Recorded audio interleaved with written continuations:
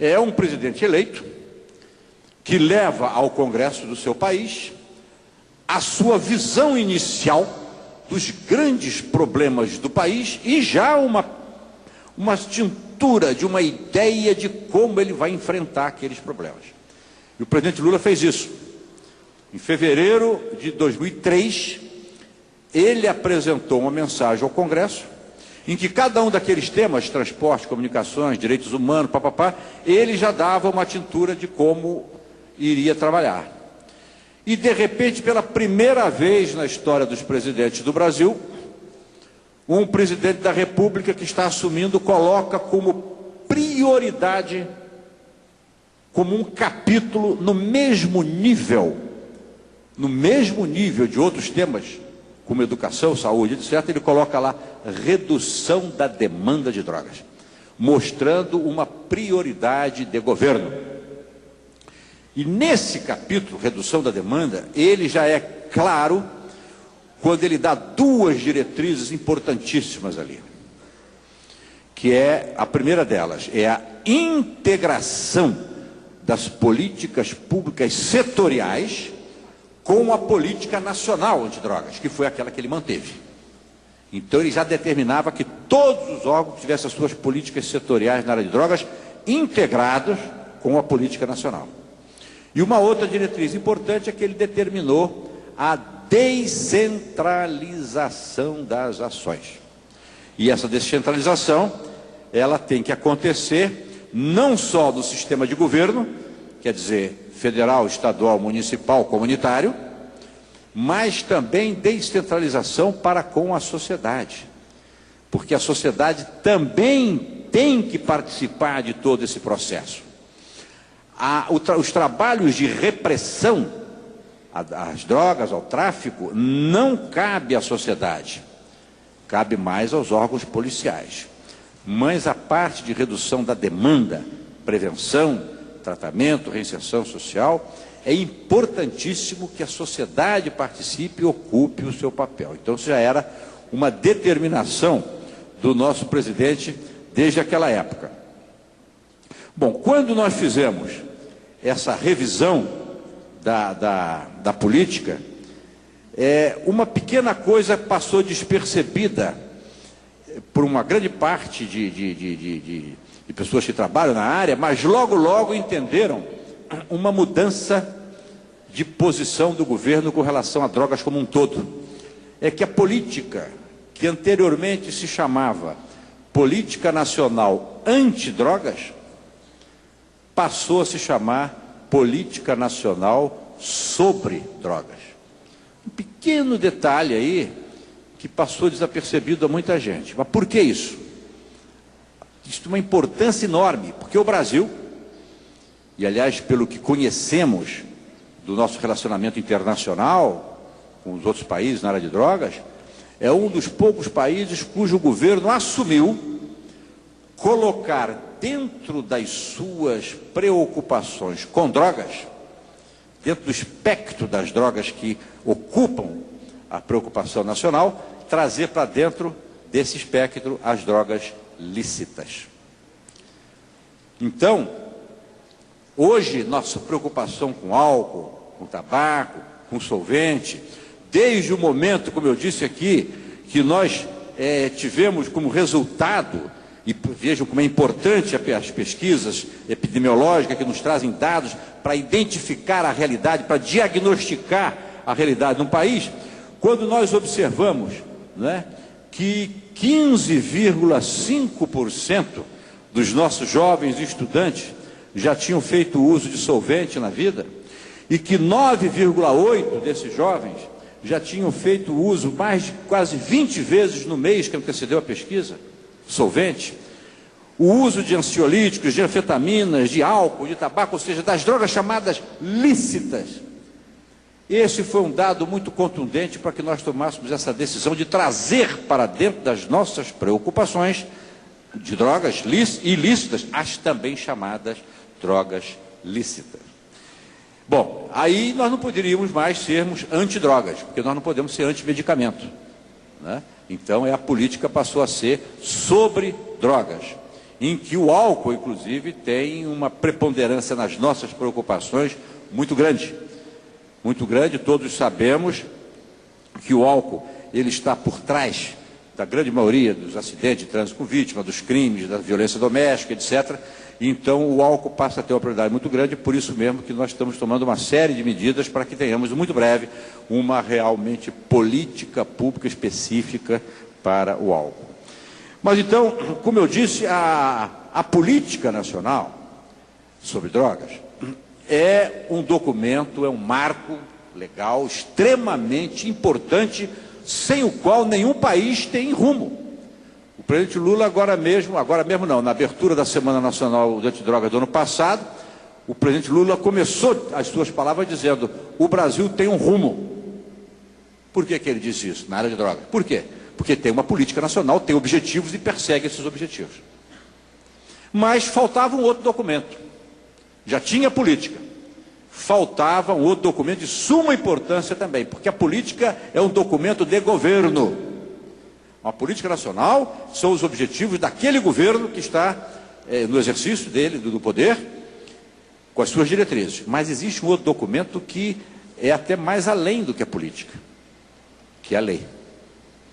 A lei aí não é de governo, a lei é da sociedade.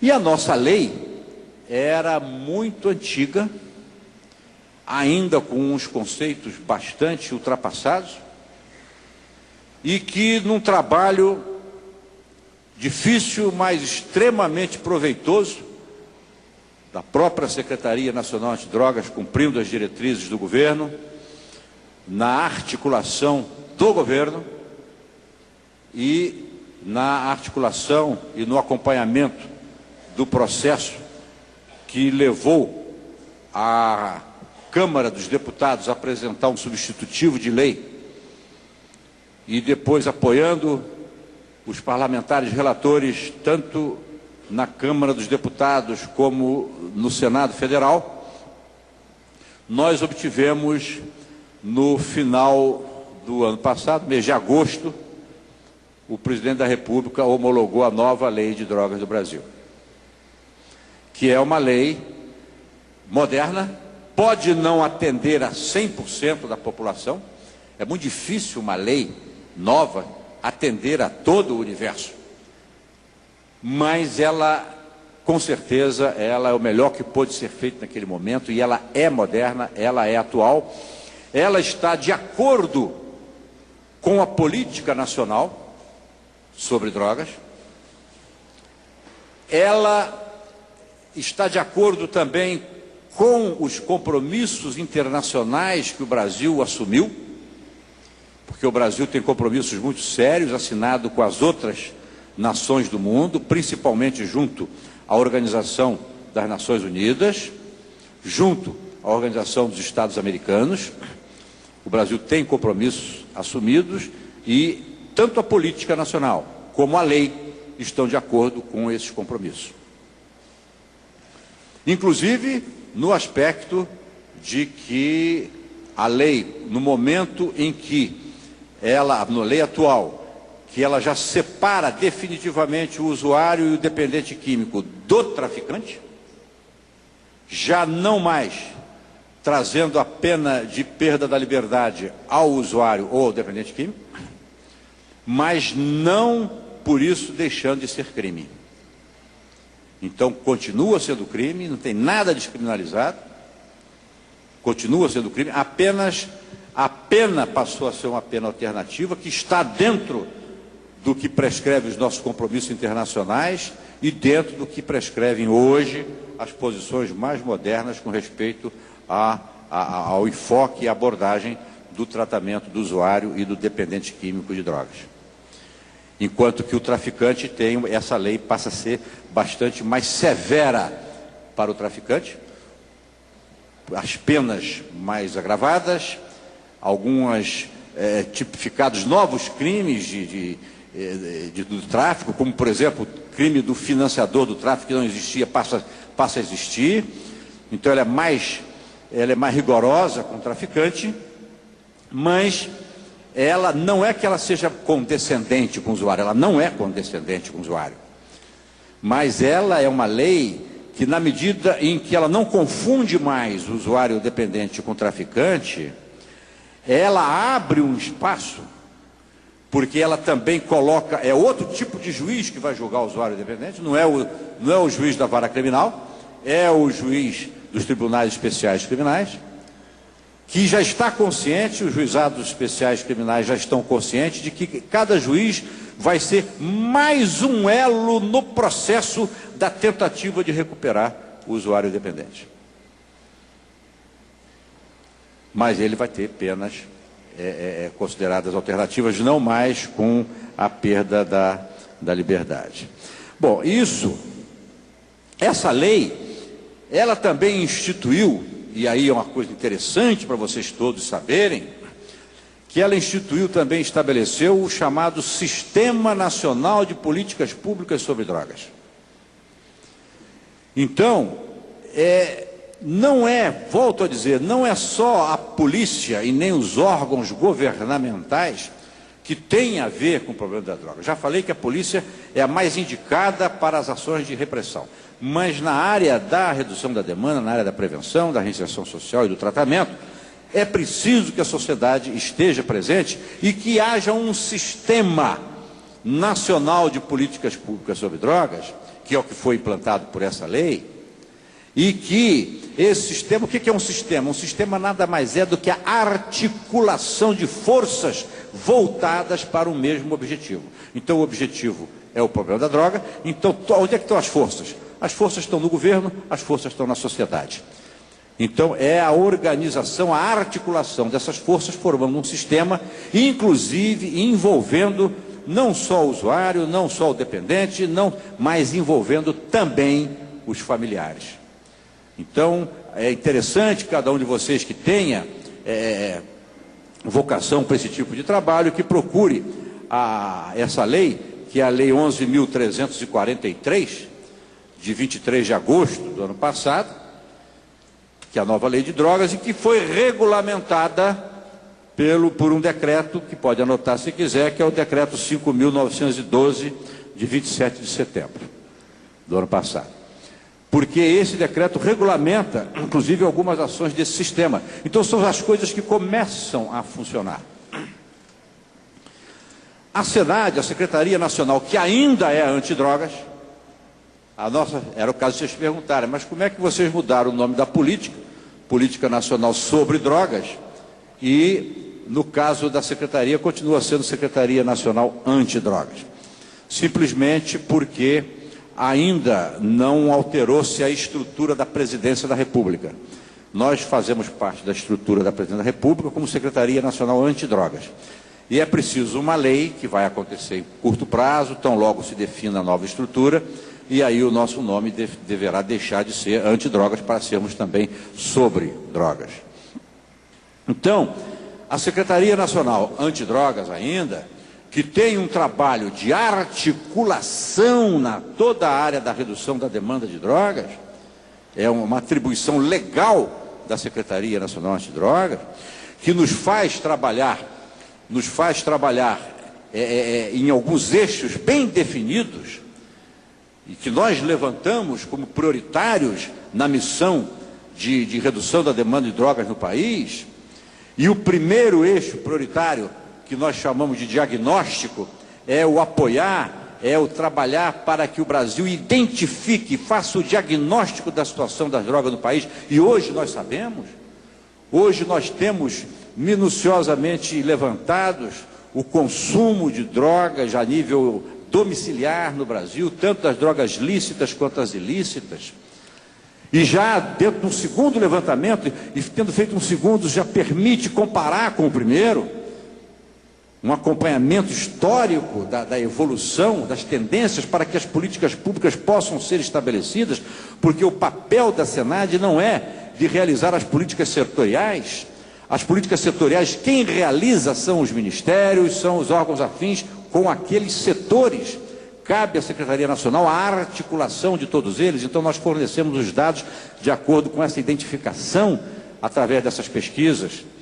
Como conhecemos dos nossos estudantes hoje, como é que é o consumo de drogas no meio da nossa população estudantil, como conhecemos na nossa população de rua, fornecendo esses dados àqueles que são os responsáveis pelas políticas públicas. Então, isso é o chamado diagnóstico. O segundo grande eixo, que é importantíssimo, que talvez muitos de vocês já tenham ouvido falar dos nossos trabalhos, que é o que nós chamamos de capacitação. É uma das nossas contribuições, até mesmo para que a sociedade assuma o papel que lhe cabe nesse grande enfrentamento, é exatamente a capacitação das lideranças. E aonde estão as lideranças que precisam ser capacitadas?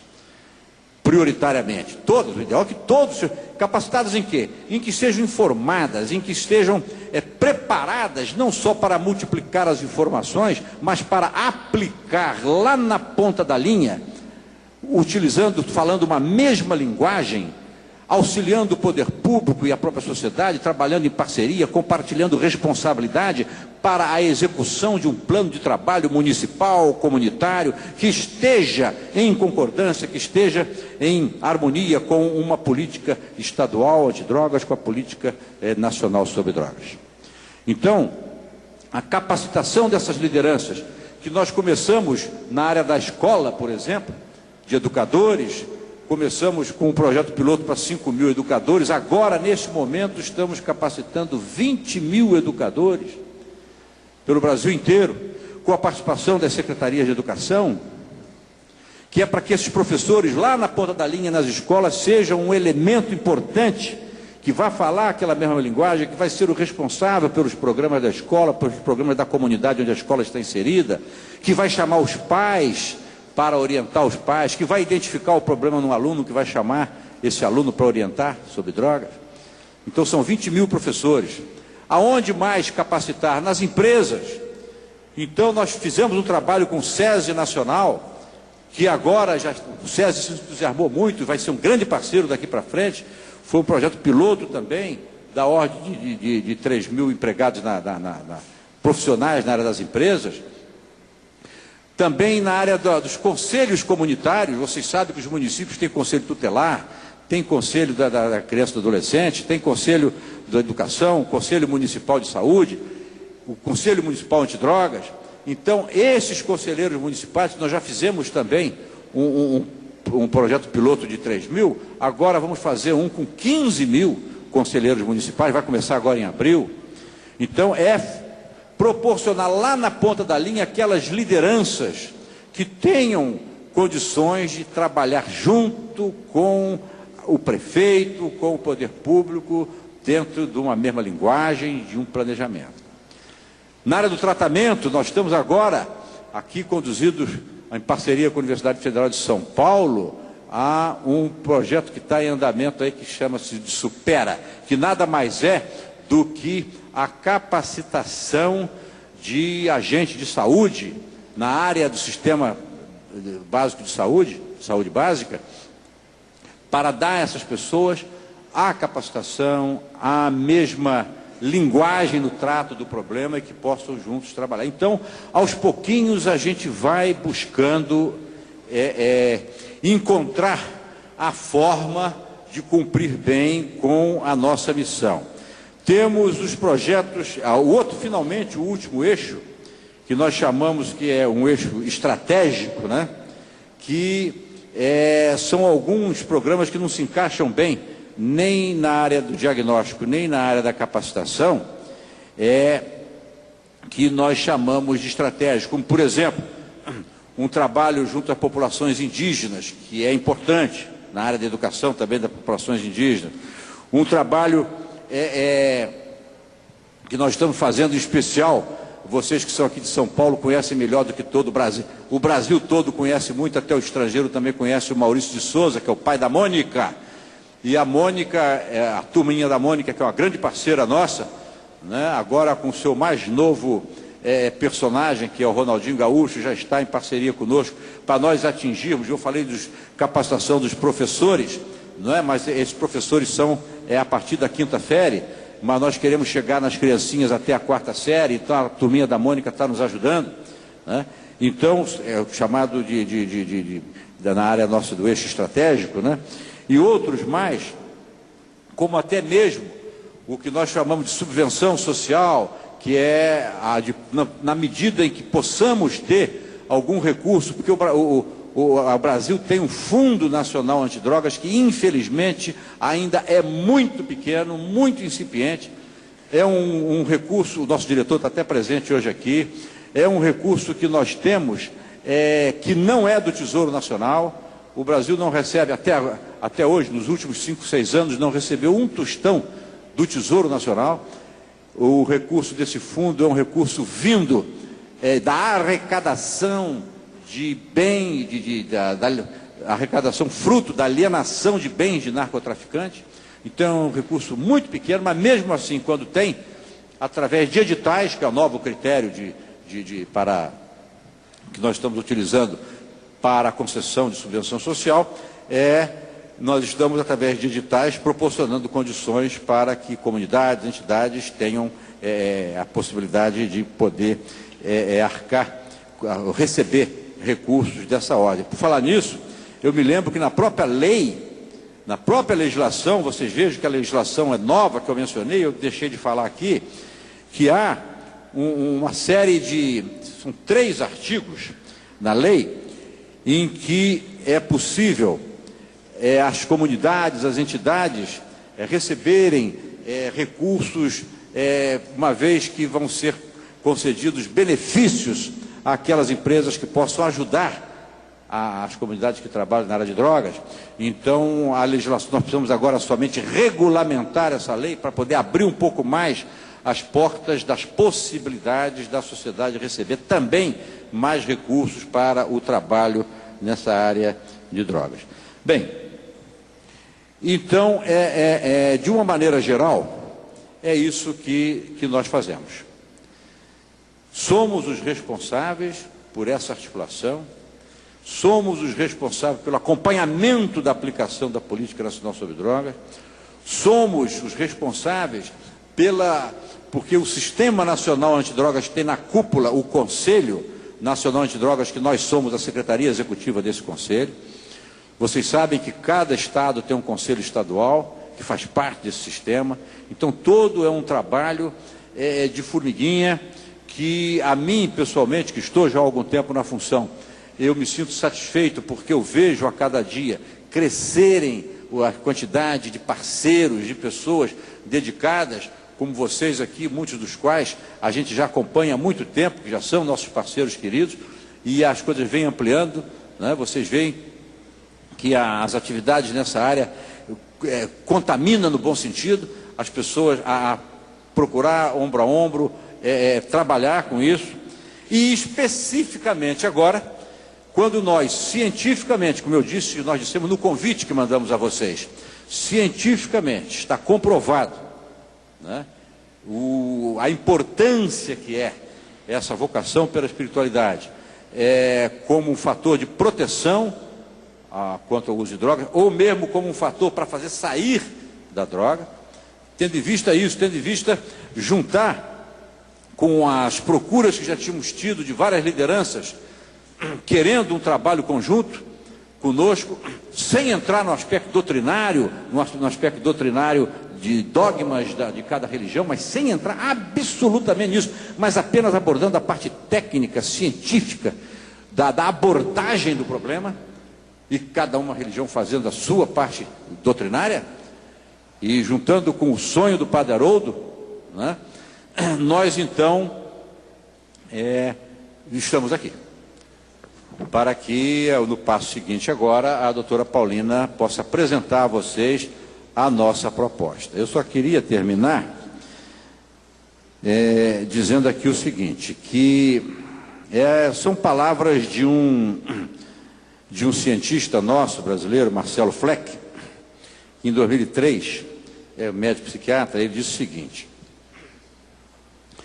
atualmente, o bem-estar espiritual é uma dimensão da avaliação do estado de saúde junto às dimensões corporais, psíquicas e sociais, conforme proposto pela Organização Mundial da Saúde.